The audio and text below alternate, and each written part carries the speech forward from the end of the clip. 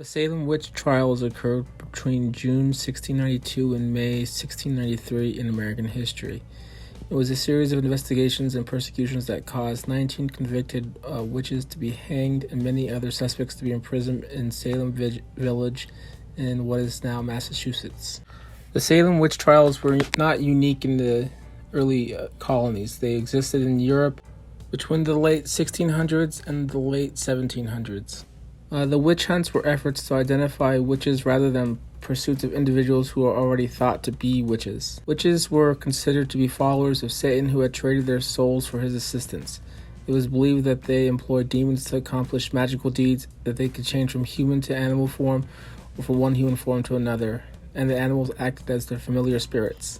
The process of identifying witches began with suspicion or rumors. Accusations followed, often escalating to convictions and executions.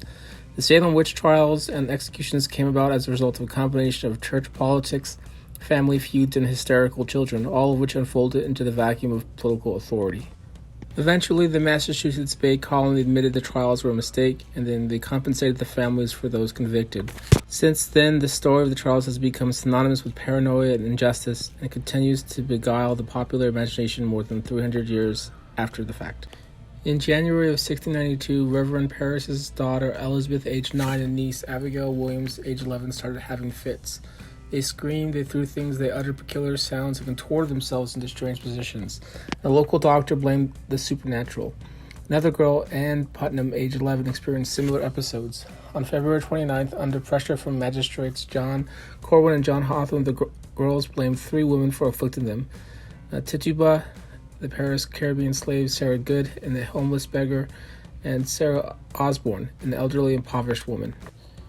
The 3 women were put on trial and then later put in jail, but what followed was a series of accusations among the community that led to the hanging of many people and the disruption of reputations for many others. Eventually, it became common to accuse one's enemies of witchcraft, and this eventually stopped as everyone started to accuse each other of being witches. We did eventually get over the Salem witch trials. The legacy of the Salem witch trials still haunts us to this day, and we strive to be better than we were back then. Thank you for listening, and have a good day.